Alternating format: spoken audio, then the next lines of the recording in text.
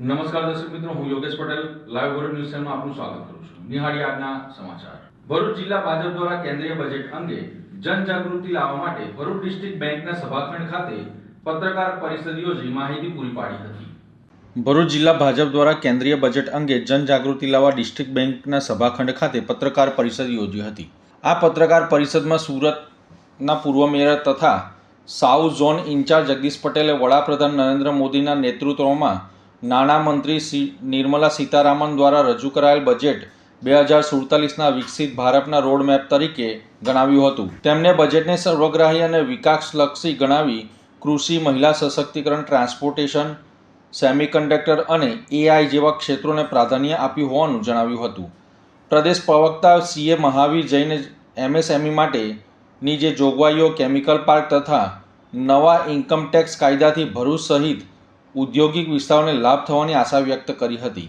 જ્યારે ભરૂચના ધારાસભ્ય રમેશ મિસ્ત્રીએ બજેટમાં ગુજરાતને વિશેષ સ્થાન મળ્યું હોવાનું જણાવી ફાર્મા અને સેમિકન્ડક્ટર ક્ષેત્રે રાજ્યમાં હબ બનશે તેવો વિશ્વાસ વ્યક્ત કર્યો હતો. ભાજપ જિલ્લા પ્રમુખ પ્રકાશ મોદીએ બજેટને ગરીબ, યુવા, અન્નદાતા અને નારી કેન્દ્રિત્વને ધ્યાને રાખી તે મહત્વનું ગણાવ્યું હતું. કાર્યક્રમમાં ભાજપના ઉપપ્રમુખ દિવ્યેશ પટેલ, જિગ્નેશ મિસ્ત્રી સહિતના આગેવાનો તથા જિલ્લાના પત્રકારો ઉપસ્થિત રહ્યા હતા.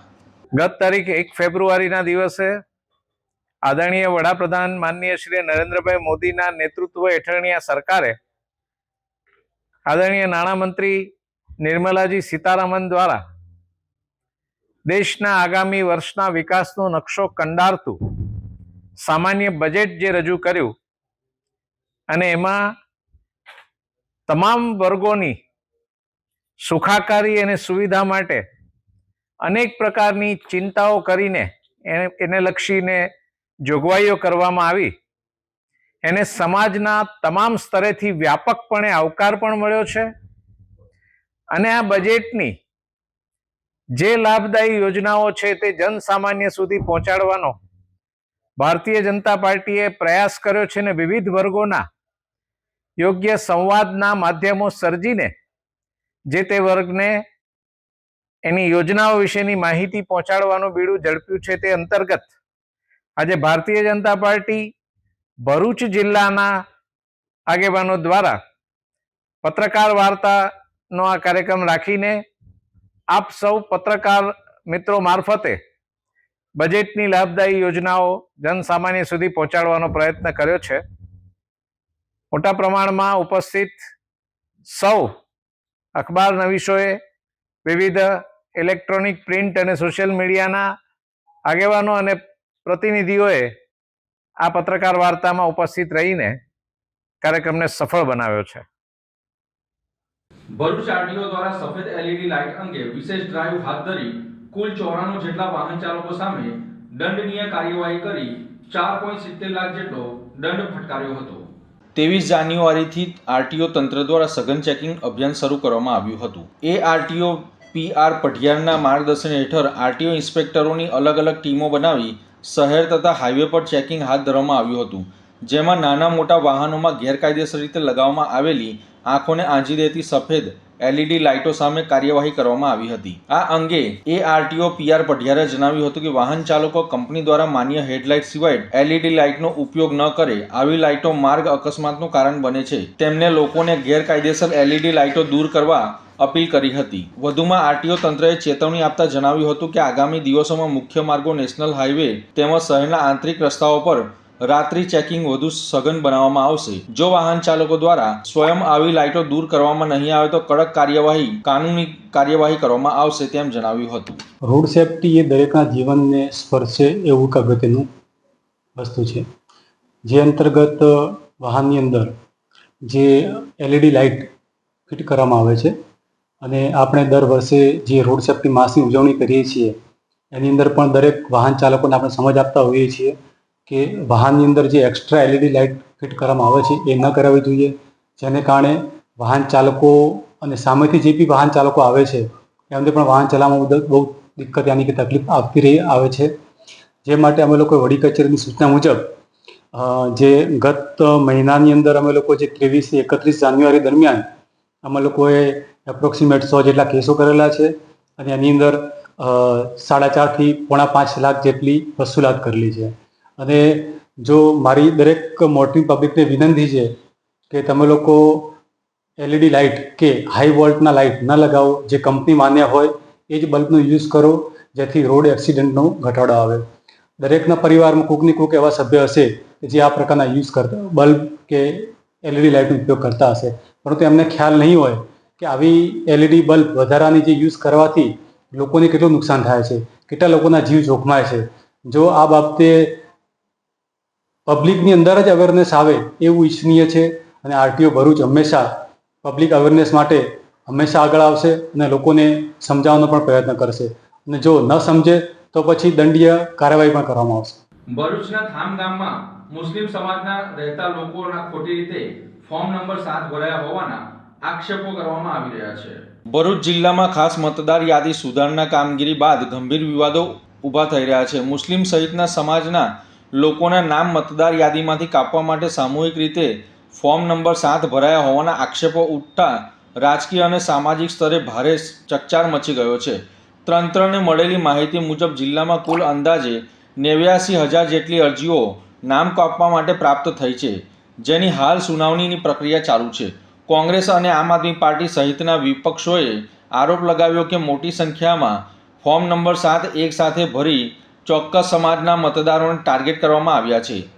મામલો વધુ ગંભીર બન્યો ત્યારે દિવ્ય ભાસ્કરની ટીમ થામ ગામની મુલાકાતે આ મામલો વધુ ગંભીર ત્યારે બન્યો જ્યારે થામ ગામમાં મતદારોના અભિપ્રાય લેવા પહોંચ્યા હતા.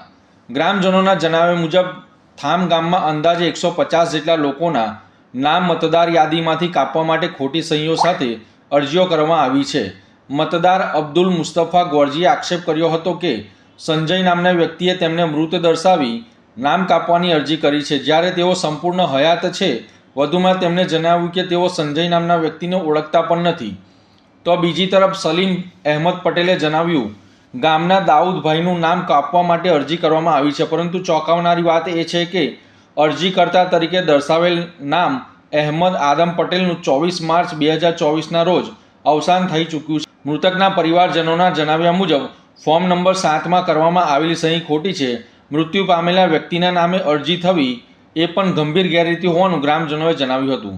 ગામના ઉપસરપંચ ઇસ્માઇલભાઈએ દાવો કર્યો કે SIRની કામગીરી દરમિયાન 150થી વધુ શંકાસ્પદ ફોર્મ 7 ભરાયા છે, જેમાં જીવિત લોકોને મૃત બતાવવાના તથા મિત્ર અને ઓળખીતાઓના નામે આમને સામને લખી ખોટી અરજીઓ કરવાના કેસ સામે આવ્યા છે.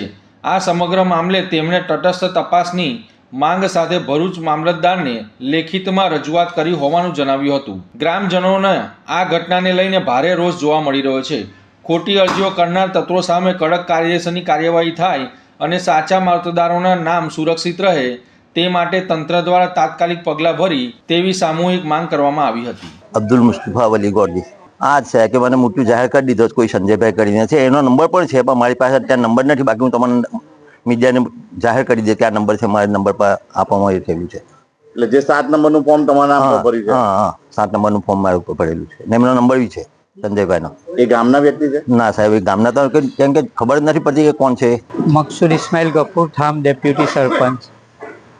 SRI કાર્ય દરમિયાન અમારા 150 લોકોના મુસ્લિમ સમાજને ટાર્ગેટ કરવામાં આવેલો છે. એમાં 62 અરજીઓ આવેલી છે, 150 એ ખોટી રીતે કરવામાં આવેલી છે. એમાં એકલા મુસ્લિમ સમાજને ટાર્ગેટ કરવામાં આવેલો છે. 2024માં મરણ પામેલું છે એ લોકોએ અરજી કરેલી છે. કેવી સ્થિતિ બને એટલે આ જે પણ કરેલું છે એમની ઉપર કાયદેસરની કાર્યવાહી કરવામાં આવે એવી અમારી માંગ છે. આ અંગે તમે રજૂઆત ઉપર સુધી કરી? હા, અમે કરેલી છે. BLOને કરેલી છે, મામલતદારશ્રીને કરેલી છે. શું જવાબ મળ્યા છે લોકો? હા, એવું કીધું છે કે આમાં કોઈનું પણ નામ નીકળે ને અમે એની જાંચ કરી રહેલા છે. અંકલેશ્વરના ડ્રેનેજની કામગીરી દરમિયાન 8 ફૂટ ઊંડા ખાડામાં મોપેડ ખાબક્યું હતું. જો કે આ ઘટનામાં વાહન ચાલકનો આબાદ બચાવ થયો હતો. અંકલેશ્વર શહેરના હસ્તી તળાવ નજીક નગર સેવા સદન દ્વારા ચાલી રહેલી ડ્રેનેજ લાઇનની કામગીરી દરમિયાન ખોદવામાં આવેલ આશરે 8 ફૂટ ઊંડા ખાડામાં એક મોપેડ ખાબકતા અકસ્માત સર્જાયો હતો. સદભાગ્યે આ અકસ્માતમાં મોપેડ ચાલકનો આબાદ બચાવ થયો હતો. જો કે મોપેડને નુકસાન પહોંચ્યું હતું. પ્રાપ્ત માહિતી અનુસાર ડ્રેનેજ લાઇન નાખવા માટે માર્ગ પર ખાડો ખોદવામાં આવ્યો હતો, પરંતુ ત્યાં કોઈ ચેતવણીના બોર્ડ કે બેરિકેડ મૂકવામાં આવ્યા ન હોવાથી મોપેડ ચાલકને ખાડાથી અજાણ હોય તે સીધો ખાડામાં ખાબક્યો હતો.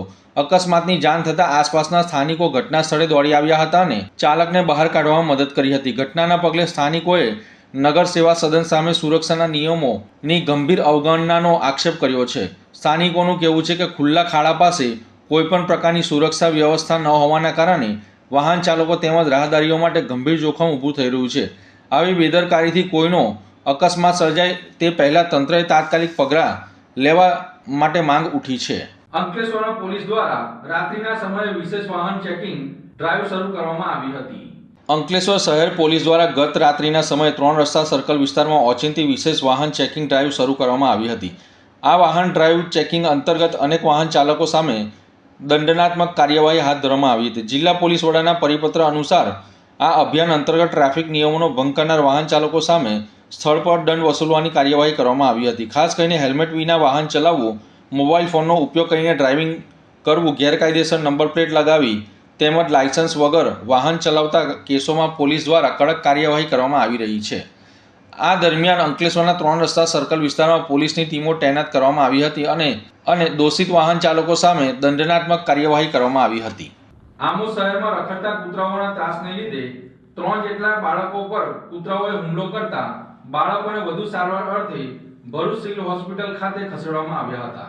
આમોદ શહેરના મોહમ્મદી મસ્જિદ પાછળના વિસ્તારમાં રખડતા કૂતરાઓએ આજરોજ 3 બાળકો પર હુમલો કરી તેમને ગંભીર રીતે ઈજાગ્રસ્ત કર્યા હતા. ઘટનામાં બાળકોના આંખ તથા માથાના ભાગે ગંભીર ઈજાઓ પહોંચી હોવાનું પણ જાણવા મળી રહ્યું છે. હુમલા બાદ ઈજાગ્રસ્ત બાળકોને પરિવારજનો દ્વારા તાત્કાલિક આમોદ રેફરલ હોસ્પિટલ ખાતે લઈ જવામાં આવ્યા હતા, જ્યાં તેમની પ્રાથમિક સારવાર આપવામાં આવી હતી. વધુ સારવારની જરૂરિયાત જણાતા તબીબોએ 2 બાળકોને ભરૂચ સિવિલ હોસ્પિટલ ખાતે રિફર કરવામાં આવ્યા હતા. આ ઘટનાને લઈને વિસ્તારમાં ભય અને રોષનો માહોલ જોવા મળી રહ્યો છે. સ્થાનિક રહીશોએ રખડતા કૂતરાઓને વધતા ત્રાસ સામે ગંભીર ચિંતા વ્યક્ત કરી છે. તાત્કાલિક આમોદ નગરપાલિકાના મુખ્ય અધિકારી સમક્ષ રજૂઆત કરી હતી કે લોકોને રખડતા કૂતરાઓને તાત્કાલિક પકડી યોગ્ય કાર્યવાહી કરવા માટે માંગ કરવામાં આવી હતી. મૌલવી ઇદરીસ મુસા ડૉક્ટર, જેઓ આમોદમાં રહે છે સરકારી હોસ્પિટલની સામે અને દરબાર રોડ લાગે છે, એમાં મદ્રસાઓ અને ધાર્મિક સ્થળો, સ્કૂલ બધી આવેલી છે તમામ. અને તેમાં નાના નાના બાળકો ત્યાંથી પસાર થાય છે, આવ જાવ કરે છે. ત્યાં કૂતરાઓનો વધારેમાં વધારે ત્રાસ છે. અને આજે એવા બનાવ બનેલા છે કે 3 છોકરાઓને એવી જગ્યાના ઉપર કરેલા છે કૂતરાઓ કે જેઓ આંખમાંથી જ નીકળી ગયેલું છે એવું સમજો, અને આંખના લોહીના આંસુ બહારી રહેલા છે. એવી જ રીતે આ કૂતરાનો આજે અમે નગર સેવા સદનમાં આવેલા છું અને ત્યાંથી હું બોલું છું કે આ કૂતરાઓનો ત્રાસ તાત્કાલિક પકડવામાં આવે. અને ભૂંડાઓનો પણ એટલો ત્રાસ છે કે જે મોટા મોટા જંગલી ભૂંડાઓ સરદારજી લોકો છોડી ગયેલા છે આજે 5-6 દિવસ પર, અને તેઓને પણ ત્યાંથી નિકાલ કરવામાં આવે એ મારી રજૂઆત છે. તો આ હતા આજના સમાચાર. નવી ઘટનાઓ સાથે ફરી મળીશું. ત્યાં સુધી જોતા રહો લાઈવ વર્લ્ડ ન્યૂઝ ચેનલ.